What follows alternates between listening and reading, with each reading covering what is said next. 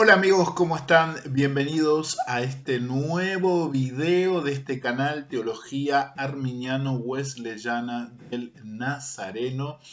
Y vamos a disfrutar hoy, como siempre, de un momento de acercamiento a la teología. Y en este caso a la teología bíblica. Así que te animo a quedarte porque vamos a desarrollar la teología del libro de los Salmos, del Salterio de la Biblia. Vamos a profundizar un poquito en ese libro maravilloso que muchos quizás no lo comprenden o no lo conocen de manera profunda y quizás mucho, como vamos a ver, no en cuanto a lo teológico y doctrinal, no intentan quizás asentar su andar eh, con Dios en lo que dicen los salmos debido a ciertos prejuicios como que es poesía hebrea, los significados deben tomarse alegóricamente, simbólicamente, no se puede tomar nada literal de los salmos, pero si nosotros nos acercamos como debe ser, no solo al libro de los salmos, sino a toda la escritura, Dios nos va a sorprender que incluso los salmos tiene para nosotros doctrina fundamental para poder basar nuestra vida y nuestra relación con Dios. Así que vamos a introducirnos a la teología de los salmos. Así que te invito a quedarte hasta el final de este video. No sé cuánto va a durar, pero bueno, vamos a ver que dure lo suficiente, no mucho, tampoco no poquito, pero lo suficiente para que vos puedas tener una base clara en cuanto a tu relación con Dios, principalmente conocer más de Dios, ¿no? Y el Espíritu Santo por medio de su palabra nos da todo lo necesario para poder conocer a nuestro Dios. Así que yo te animo a abrir tu corazón, no solo tu entendimiento, sino tu corazón para entender, para poder asimilar lo que Dios tiene para tu vida. Si te gusta este video, por favor, deja un like, un dedito arriba. Si te gusta, también por favor, comenta lo que vos quieras, estés de acuerdo o no estés de acuerdo. Errores que cometo en la transmisión, comenta lo que vos quieras. Si querés dejar un dislike, si no te gustó, deja un dislike también. Si te gustó, dejaste un like, por favor compartilo para que este canal pueda tener más dinamismo y podamos seguir avanzando, ¿sí? Bueno, vamos a comenzar con la teología de los salmos, porque sí, los salmos tienen teología. Los salmos tienen doctrina, los salmos tienen para nosotros base necesaria para nuestra vida cristiana. Es cierto que, vamos a ver, muchas cosas no deben tomarse literalmente, pero eso no significa que no podamos confiar teológicamente, doctrinalmente en el libro de los Salmos. Lo mismo que muchos dicen del libro de los Hechos, ¿no? El libro de los Hechos es narrativa y es descripción, no hay prescripción, pero bueno, vamos a ver, en algún momento vamos a hacer la teología del libro de los Hechos y vamos a entender que ahí también podemos encontrar base para sustentar nuestra relación con Dios. Bien. Como podemos ver, el libro de los Salmos, compuesto por 150 salmos o poemas líricos, eh, presentan diversas manifestaciones.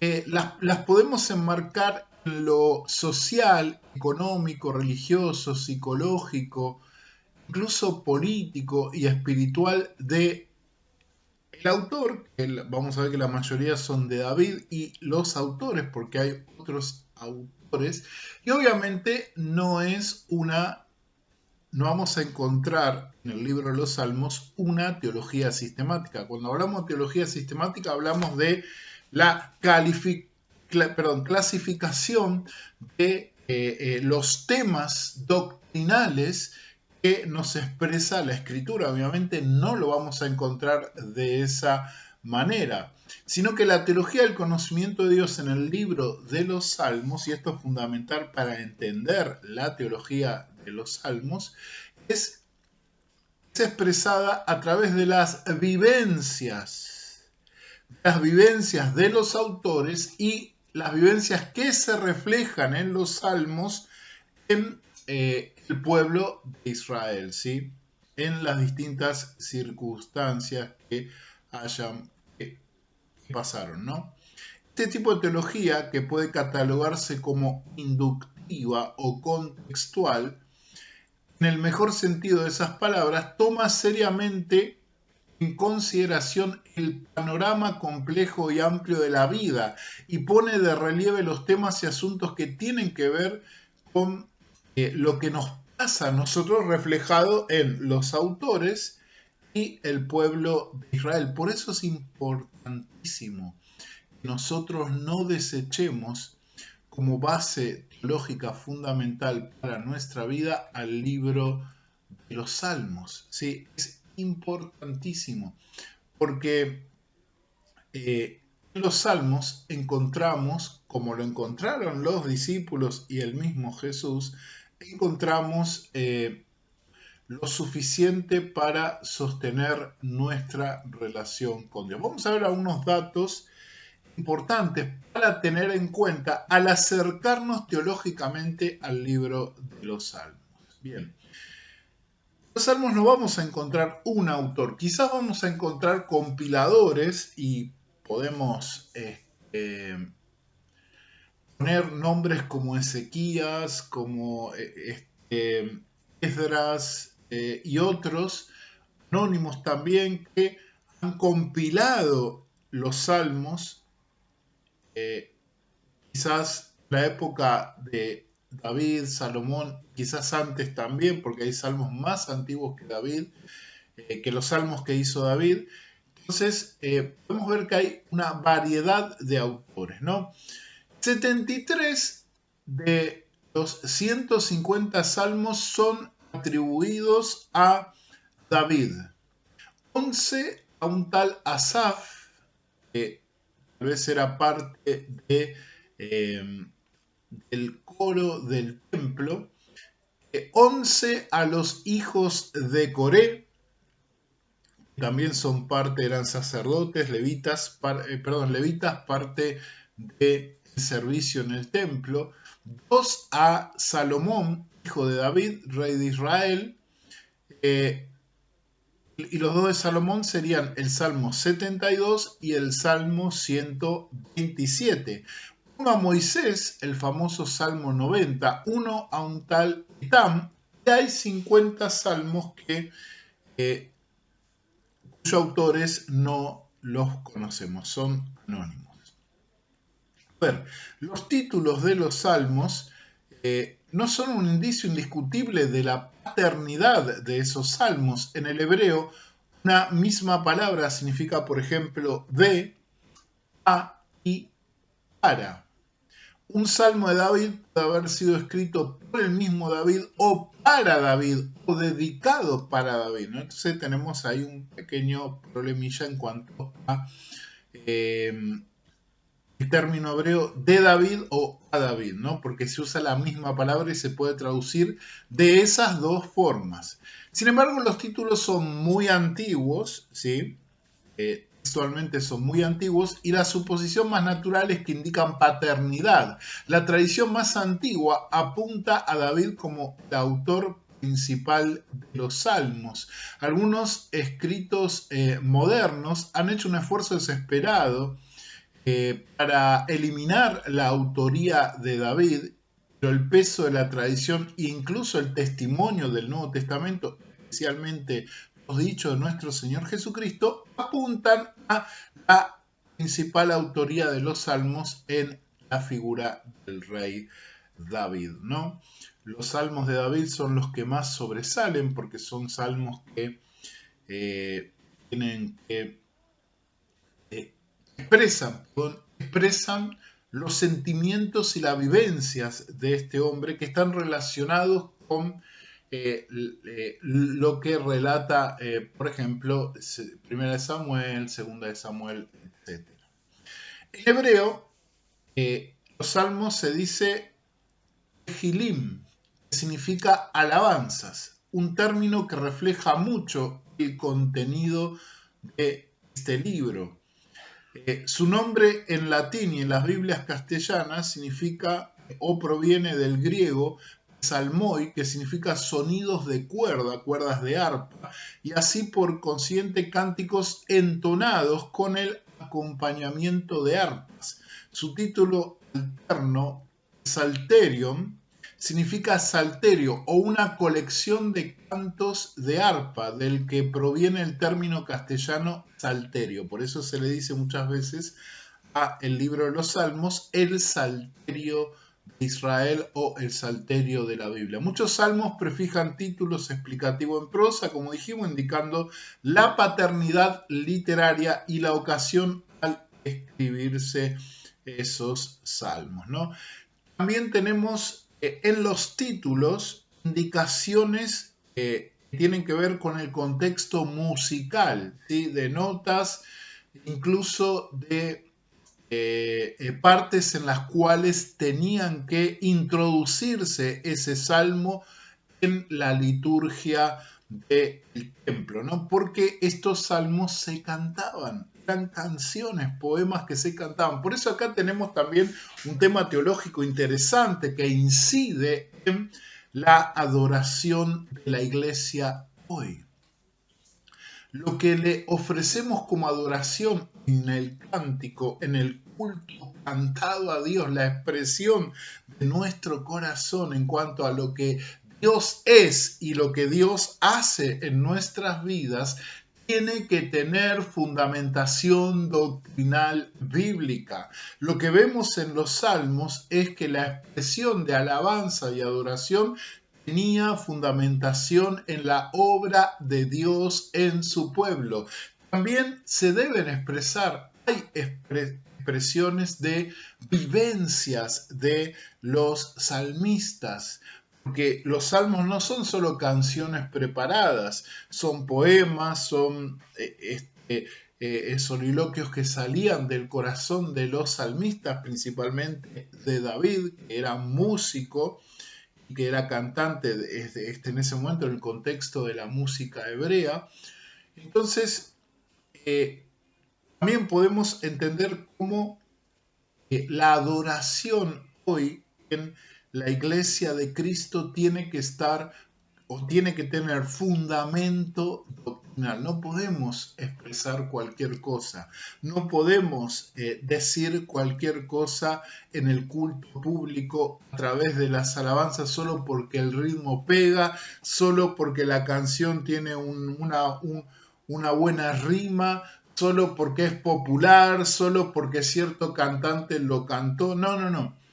Tiene que tener como objetivo expresar lo que Dios es para el pueblo de Cristo y lo que Dios hace para con el pueblo de Cristo, porque esa es la esencia de los salmos como actitud de adoración, como expresión de adoración, ¿no? Cómo incide, ¿no?, la teología bíblica. Muchos dicen, bueno, pero la teología ¿para qué sirve? ¿Es para dar clases? No, la teología enmarca nuestra actitud. Lo que creemos es lo que somos. Como decía el famoso Descartes, pienso, luego soy. Bueno, lo que creemos, lo que aceptamos, eso es lo que somos. Entonces, ¿qué aceptamos? ¿Qué creemos en cuanto a nuestra adoración? Bueno, entender la teología de los salmos nos va a dar una pauta para ir por el camino correcto en cuanto a nuestra adoración a Dios, no solo en cuanto a la adoración pública, no solo en cuanto a la adoración en el culto, sino nuestra vida diaria de relación con Dios, porque vamos a ver que hay vivencias positivas y negativas en los salmos que tienen que ver con una vida en comunión, en conexión íntima con nuestro Dios.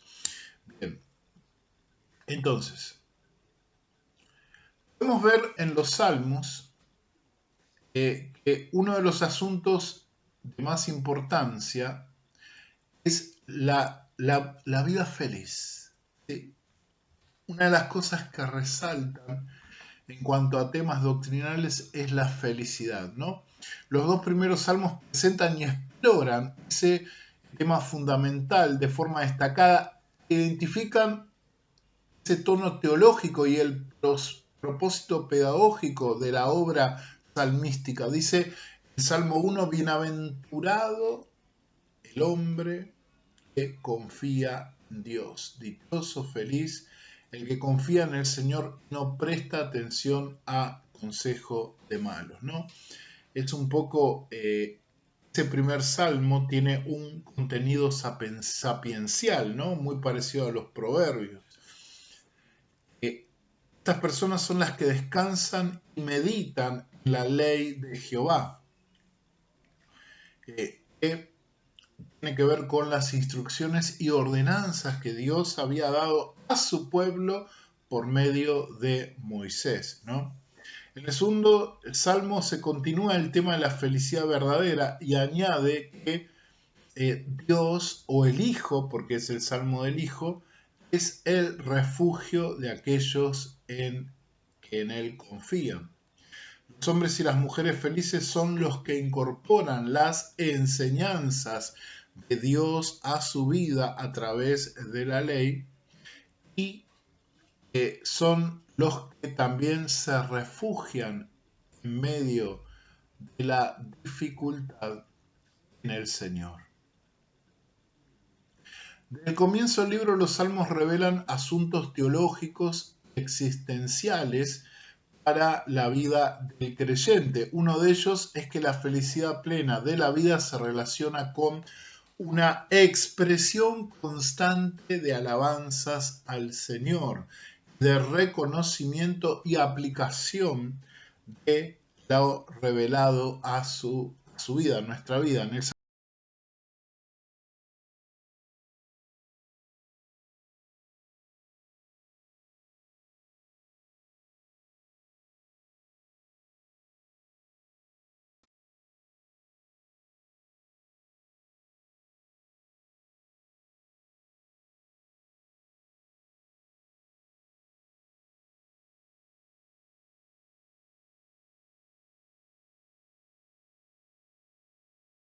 en los salmos, pero todo está fundamentado en lo que Dios es, todo está fundamentado en lo que Dios hace, todo está fundamentado en lo que Dios va a hacer y en lo que Dios ha hecho, incluso en los momentos difíciles que se expresan ahí en, en el interior del salmista.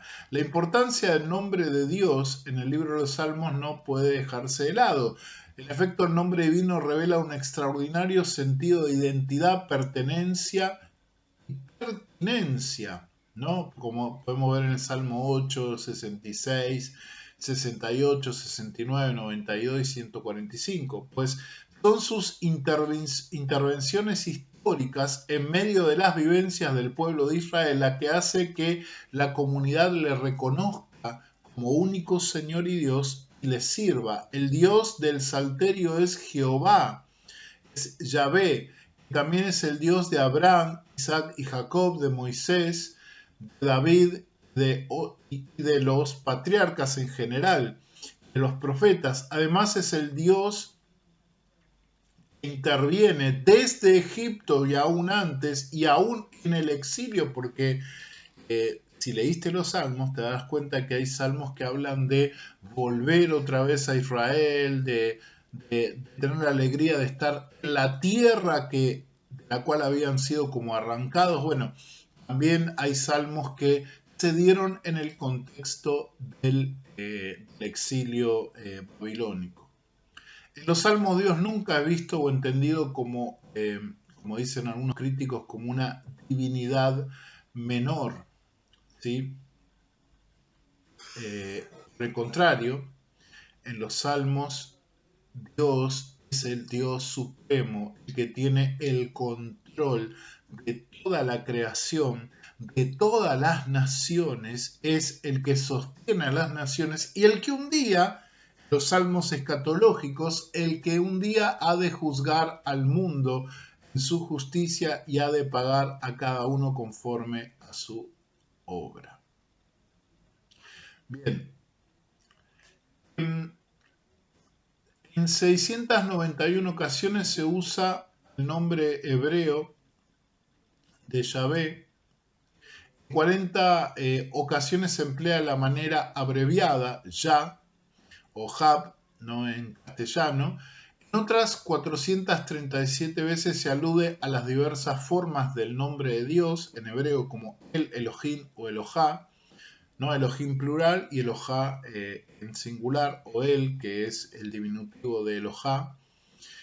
Esas importantes referencias se puede añadir los numerosos epítetos divinos que destacan la naturaleza de nuestro Dios, ¿no? Que se le llama Adonai, Padre, se lo vincula con el afecto y el cuidado de una madre, la roca, el refugio, el pastor, el omnipotente, el altísimo, el justo, el rey, el soberano.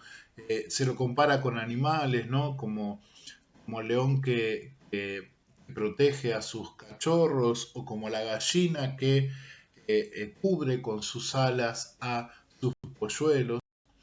En las metáforas que encontramos en los salmos, vemos la relación íntima con el desarrollo social, religioso y político del pueblo.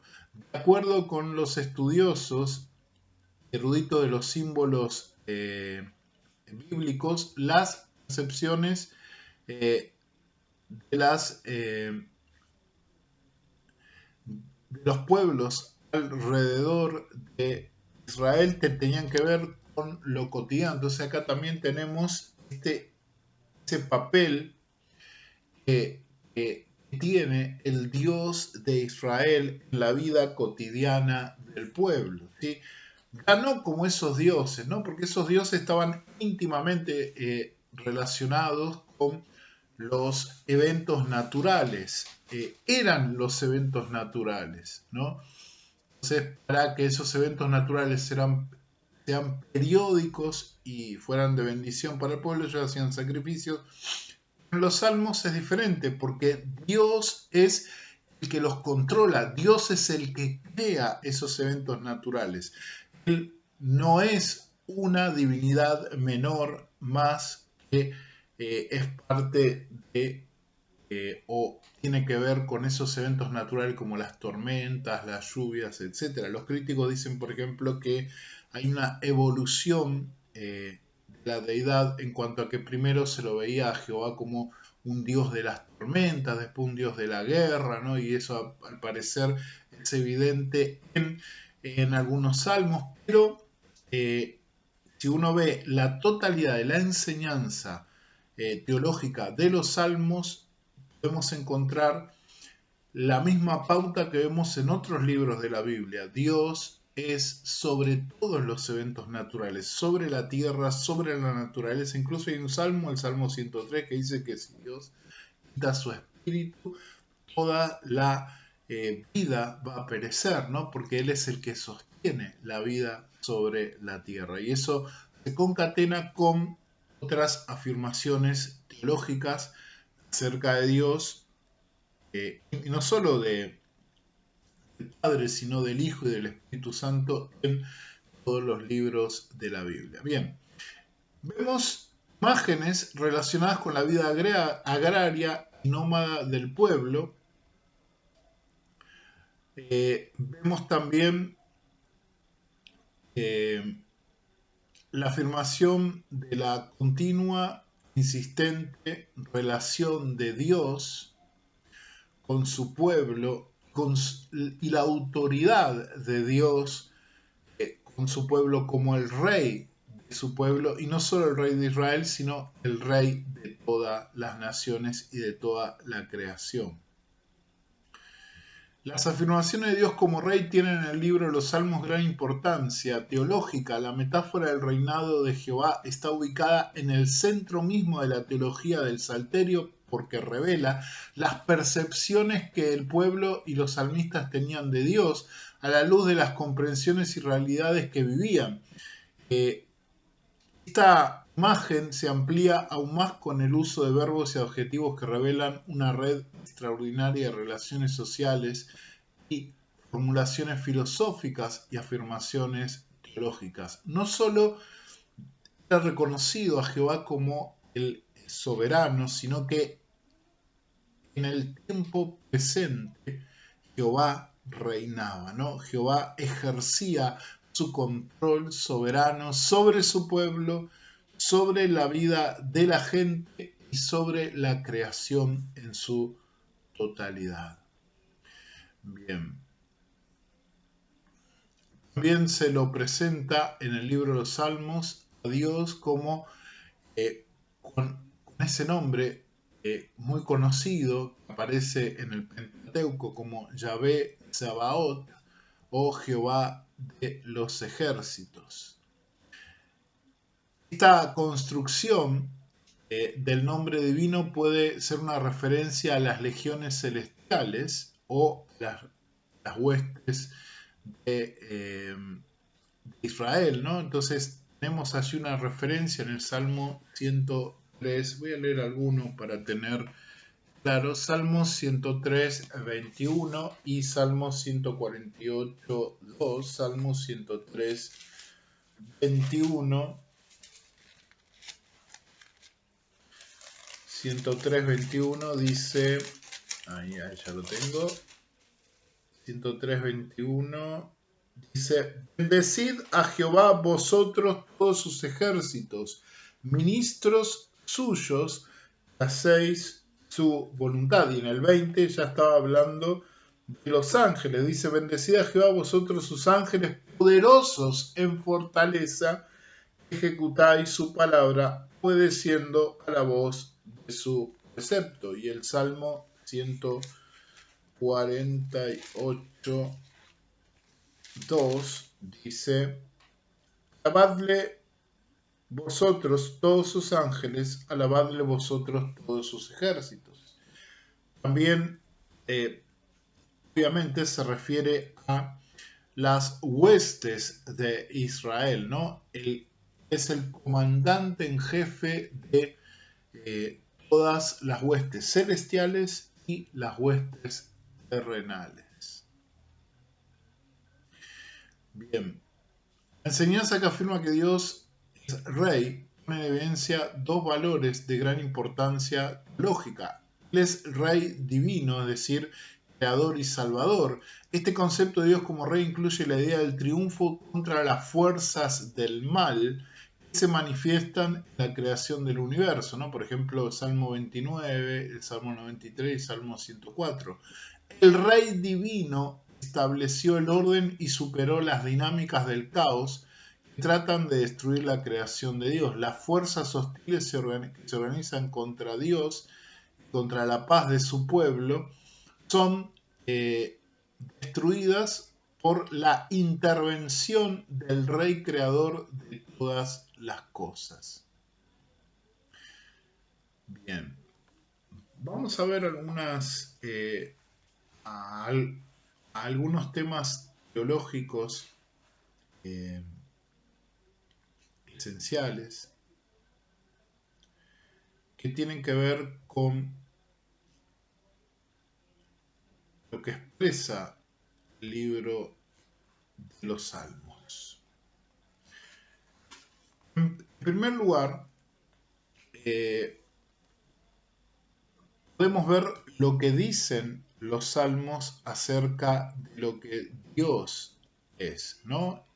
Igual que el resto de la Biblia, la naturaleza de Dios no es demostrada en los salmos, sino que es aceptada de forma tácita, ¿no? David no coloca un fundamento metafísico para poder afirmar que Dios existe, sino que él desafía a sus adversarios, por ejemplo, en sus diversos salmos, con las afirmaciones de ¿qué me van a hacer ustedes si yo estoy con Dios? Dios es mi refugio, Dios es mi arma poderosa, Dios es mi escudo. O sea, hay una afirmación tácita de que Dios es el que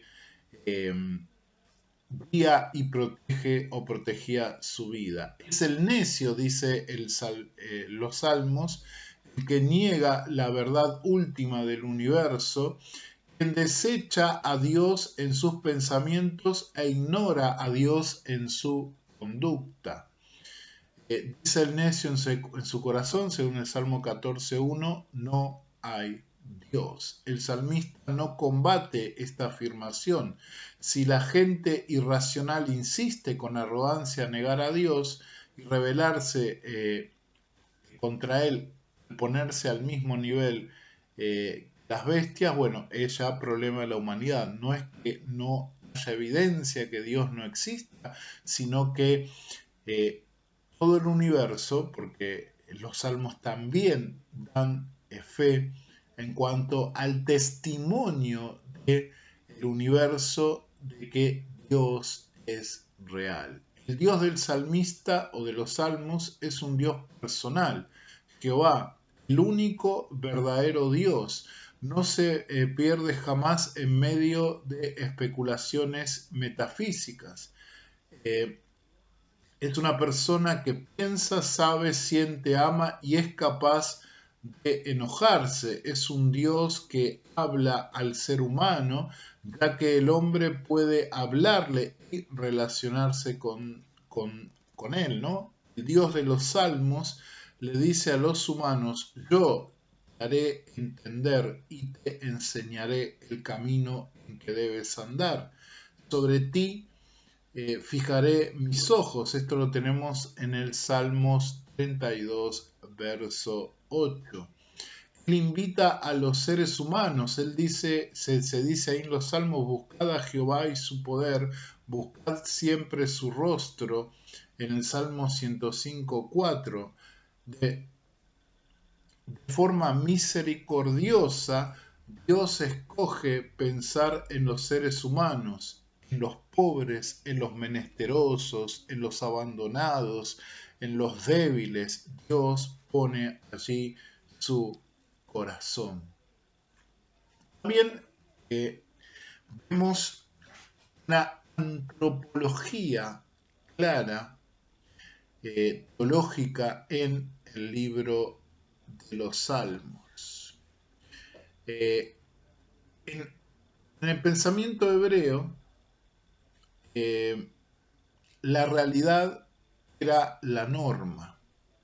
Esto se ve en el hecho de que no pretendían ocultar los pecados de sus grandes héroes nacionales como Abraham, Moisés y David, que están narrados explícitamente, ¿no? Los fallos de fe que tuvo Abraham, los fallos en su carácter que tuvo Moisés, y los pecados terribles que tuvo David no son escondidos ni tapados, sino que son presentados como parte de la experiencia de la vida y del camino que todos tenemos que andar, y en cuanto a que nosotros tenemos que convivir con esa experiencia de pecado, y que Dios nos da la posibilidad de poder vencer esa realidad. O sea, es una realidad, no se esconde, pero también es una realidad aún más poderosa, que Dios tiene perdón, nos perdona, perdón, y nos da su misericordia para librarnos del poder de nuestros pecados y de las consecuencias de los mismos, ¿no? Entonces, en los Salmos vemos una presentación de la condición y experiencia humana, ¿no? Los más claros serían en la relación en cuanto al hombre con el pecado, el Salmo 32 y el Salmo 51, ¿no? El Salmo 51, verso 5, aquí en maldad he sido formado y en pecado me concibió mi madre. No, este pasaje no significa que el acto de procrear es un pecado en sí mismo. Nada indica que el proceso de nacimiento sea impuro. Lo que el salmista dice es que reconoce que sus padres y él llevan la marca o el signo del pecado que todos tenemos por ser parte de una raza rebelde en cuanto a Dios, pecadora. como lo sugiere, como sugieren varios escritores, el Salmo 51 podría haber dicho, es un estado de culpa, o sea, el estado de culpa estaba en mi madre cuando me concibió y por eso nací pecador. Además de su iniquidad inherente, el salmista confiesa su actual estado pecaminoso a causa de sus malas decisiones, ¿no? Porque el pecado tiene que ver con lo que decidimos en cuanto a Dios, ¿no? Y eso atraviesa toda, no solo el libro de los Salmos, sino toda la escritura. Por eso en la escritura vemos una coherencia doctrinal y teológica básica, ¿no? Por eso el libro de los Salmos no debe desecharse por el hecho de que en su totalidad sea poesía lírica. Ahí en los Salmos vamos a encontrar base doctrinal firme para sostener nuestra vida cristiana. El escritor inspirado de los Salmos no deja al ser humano hundiéndose en el polvo de su pecaminosidad, ¿no? En el fango de su pecaminosidad. Aunque la condición es depravada, sus posibilidades de regeneración son limitadas, ¿no? Vemos ahí en el ruego, en el versículo 2 del Salmo 51, dice, lávame más y más de mi maldad, límpiame de mi pecado, purifícame, dice el verso 7, con hisopo y seré limpio, lávame y seré más blanco que la nieve, ¿no? Se limpia al individuo de su depravación y haya perdón y pureza delante de Dios. Tener un elevado concepto de la naturaleza humana es compatible con la creencia de su depravación, puesto que aunque el hombre es pecador por naturaleza, los salmos reconocen al ser humano como la corona de la creación de Dios, ¿no? El famoso Salmo 8.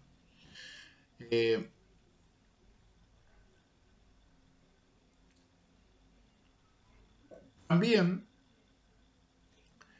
la teología de los salmos habla del compañerismo del ser humano con Dios. La santidad y la pureza de Dios se reconocen en todos los salmos. Dios ejecuta juicios y ama la justicia, pero declara al malo y al que peca deliberadamente, inicuo, su alma lo aborrece. Los santos del Antiguo Testamento reconocían el compañerismo santo del Dios de Israel para con su pueblo. Considerando la magra revelación que tuvieron de la gracia de Dios y su amor, la gran revelación del carácter de Dios lo vemos a través de la exigencia de la ley, ¿no? La misma naturaleza de la ley, de las normas y las ordenanzas, hablan de un Dios santo. Hablan también de un Dios amoroso, un Dios justo, y un Dios que quiere redimir a la raza humana del poder del pecado. También en los salmos tenemos una manifestación bastante, si bien sigue siendo oscura y difusa, pero bastante clara acerca de la escatología, y en este caso la escatología personal, en cuanto a lo que pasa después de la muerte.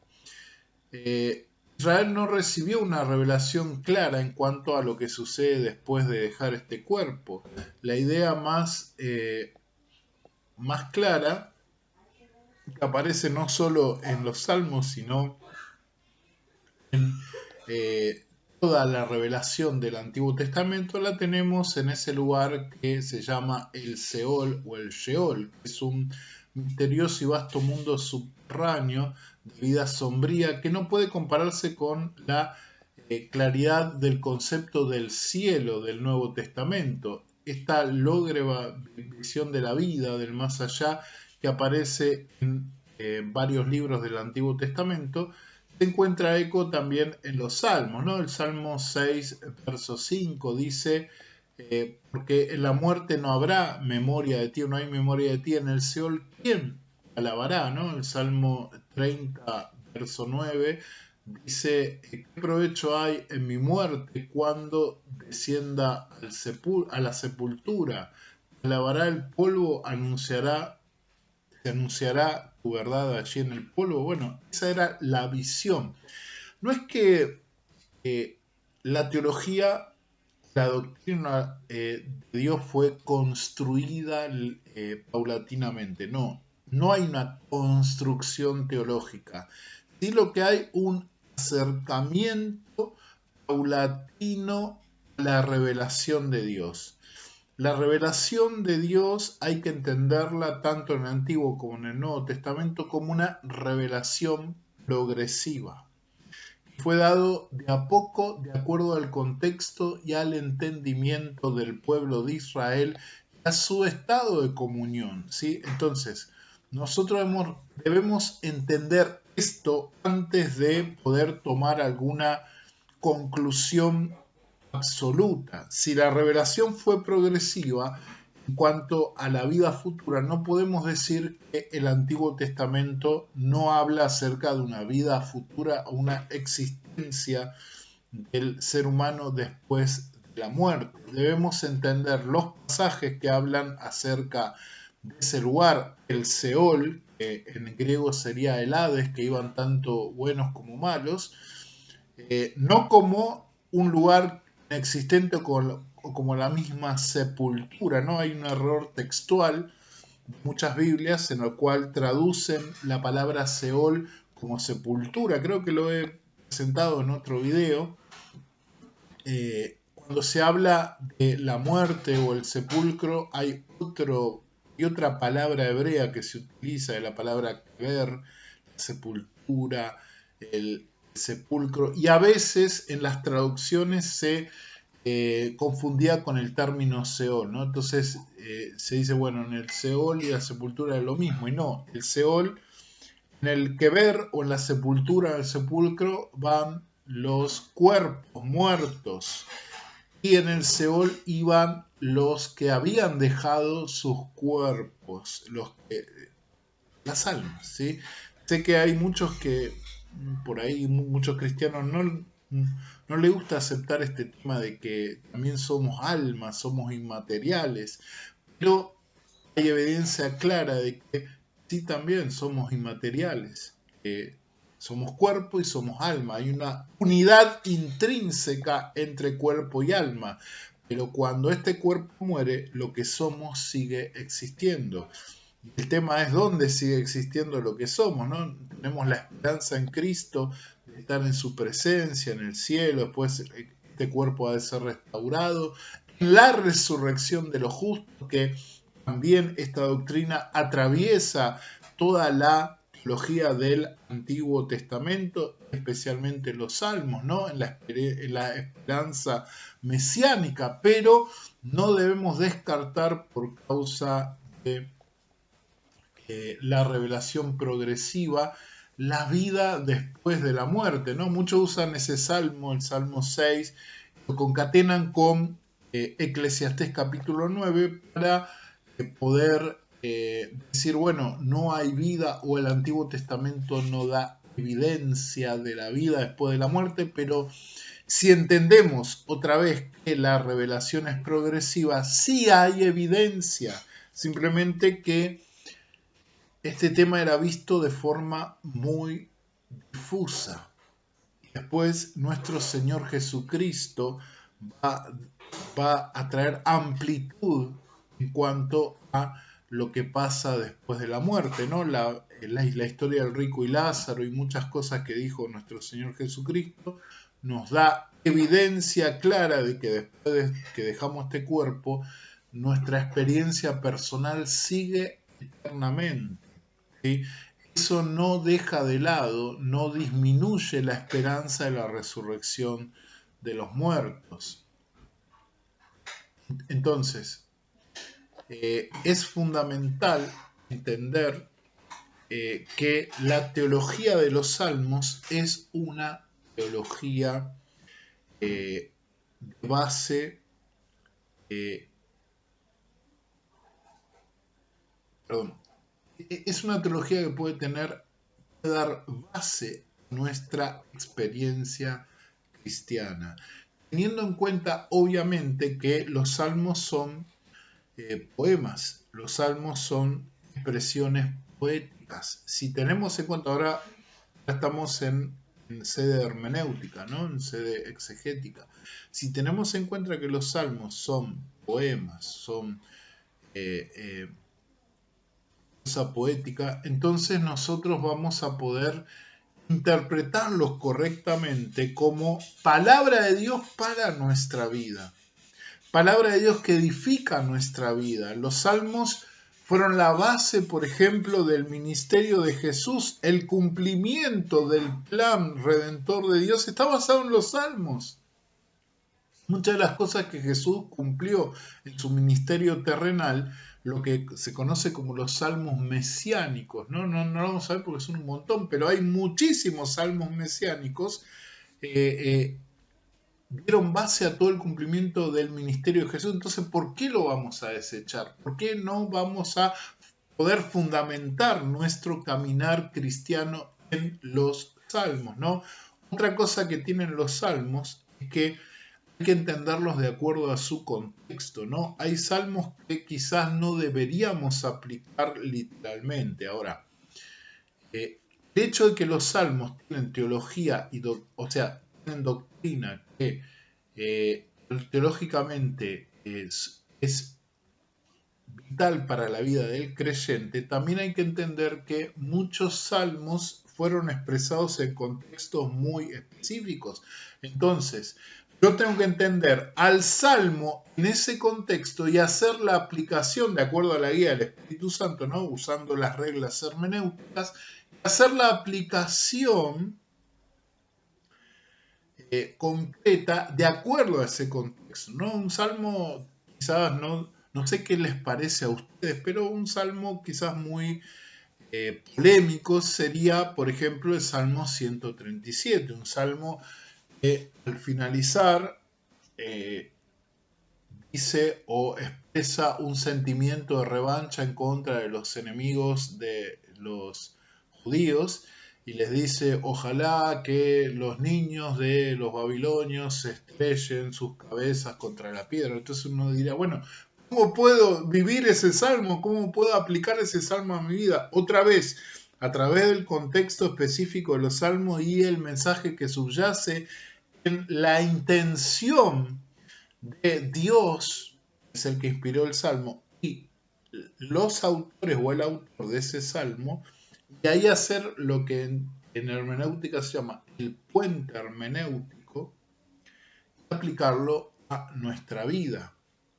Lo que ese salmo nos dice es que nosotros sí vamos a sufrir, vamos a tener esos sentimientos de revancha, porque el salmo describe cómo los babilonios querían que los judíos que estaban ahí en Babilonia se alegraran con ellos. Ellos decían, no podemos estar alegres porque no estamos en nuestra tierra, porque no estamos disfrutando de las bendiciones prometidas a Abraham, Isaac y Jacob. No estamos en el contexto de las bendiciones davídicas. Obviamente que eso es natural, que esos sentimientos están en nosotros. Ahora, si concatenamos ese salmo con otros salmos y con otras palabras, que eso es lo que debemos hacer, interpretar los textos difíciles con todos los textos de la Escritura, si lo unimos de esa manera, vamos a entender que a pesar de esos sentimientos, nosotros debemos dejar que Dios nos sane, que Dios nos llene de su amor y su misericordia, que Dios quite ese sentimiento de revancha y que le dejemos la venganza al Señor. Y que también asumamos de que muchas situaciones la pasamos porque tienen que ver con nuestros actos. O sea, ellos fueron al exilio porque el pueblo le dio la espalda a Dios y se fue tras los ídolos. También en los salmos tenemos la esperanza escatológica, el Salmo 24, el Rey de Gloria, el Salmo 72, el Rey mesiánico que ha de gobernar sobre toda la tierra, el Dios que ha de juzgar a las naciones, el Salmo 22, si no me equivoco, la última parte del Salmo 22 nos muestra a Dios como el juez de todas las naciones, ¿sí? Como el que retribuye en la maldad a las naciones. Tenemos una visión misionológica en los salmos, ¿no? Esos salmos que llaman a la alabanza a no solo a Israel, sino a todas las naciones. Hay una invitación de parte de Dios hacia todas las naciones y también hay como un ir hacia todas las naciones, ¿no? Entonces ahí vemos el sentir misionero de parte de Dios, de poder llevar su gloria en los pueblos, ¿no? Hay un contraste entre el único Dios verdadero y los ídolos de las naciones, el famoso Salmo 115, que es un salmo precioso que habla de lo fatuo, de lo necio que es confiar en los ídolos y lo sabio que es descansar en el único Dios verdadero que creó los cielos y la tierra, ¿no? Entonces, en los salmos tenemos la revelación de Dios en forma plena, ¿no? Con sus matices progresivos, pero tenemos la revelación de Dios en forma plena. Tenemos la revelación de lo que es la naturaleza humana en sus dos facetas, como pináculo de la creación, como lo que más ama a Dios, pero también tenemos al hombre como pecador en naturaleza y en acción, ¿no? Tenemos las dos naturalezas del pecado expresadas en el libro de los Salmos. Tenemos la posibilidad de la redención. La redención, Dios es un Dios justo y santo que no tolera el pecado, aborrece a aquellos que permanecen en el pecado, pero aquel que vuelve, aquel que busca, aquel que pide el perdón de Dios. En los salmos tenemos la expresión del amor y la misericordia y de la gracia de Dios.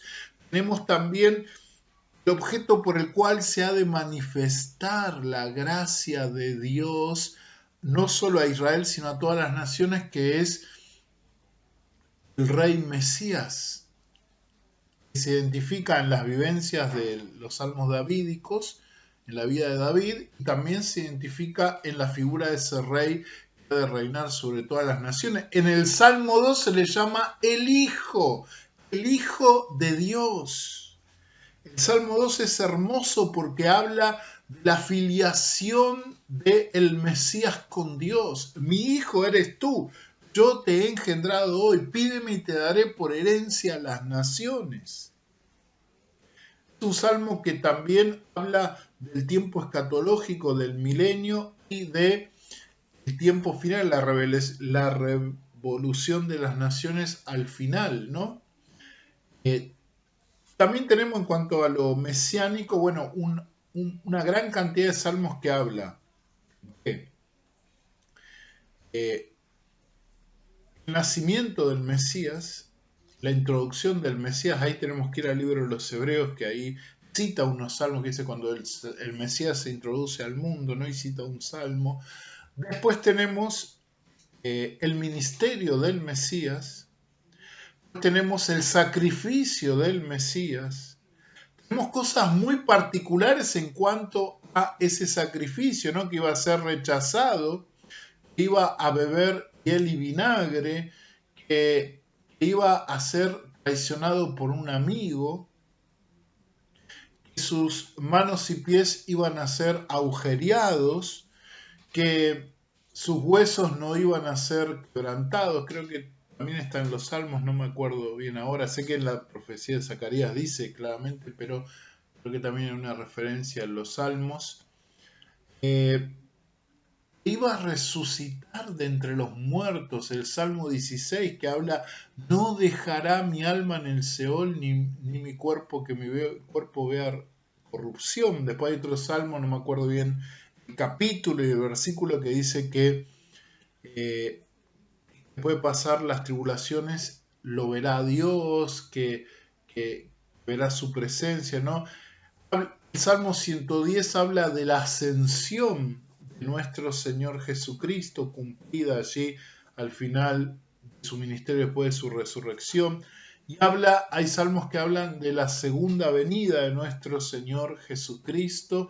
Y hay salmos que hablan también del propósito de Dios para su pueblo Israel en el tiempo final, en el tiempo del reino del Mesías, ¿no? Entonces, tenemos una gran variedad de doctrinas que están en el libro de los Salmos, ¿no? Tenemos una de las doctrinas que también sobresalen, es la doctrina de la creación, Dios como creador, la creación como no algo que es aleatorio a Dios o algo que es diferente a Dios o algo que surge de Dios, sino que es creación de Dios. Es autoría del Dios de Israel. Dios no es solo el Dios de Israel, sino es el Dios de todo el universo y el Dios de las naciones, por sobre los ídolos. Tenemos angelología en el libro de los Salmos, tenemos también antropología, amartiología en el libro de los Salmos, las naturalezas del pecado, soteriología en el libro de los Salmos. O sea,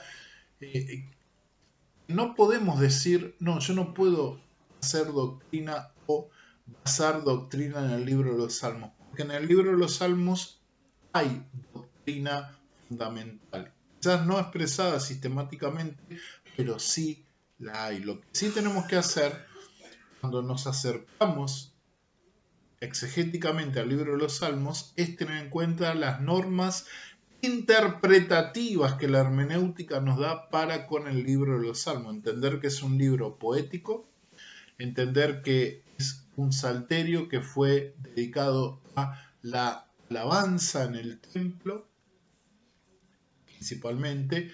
Entender también que surge de las vivencias de los autores de los salmos. La teología de los salmos surge de la vivencia de los autores de los salmos, ¿sí? No surge de una estudiada manera de producir teología, no. El autor vive una experiencia positiva y negativa con Dios, con lo que lo rodea, y de ahí surge la teología, ¿no? Lo cual nos emparenta a nosotros, nos hace nos identifiquemos con la teología de los salmos. Porque lo que le pasó a David y a otros autores de los salmos nos pasa a nosotros también.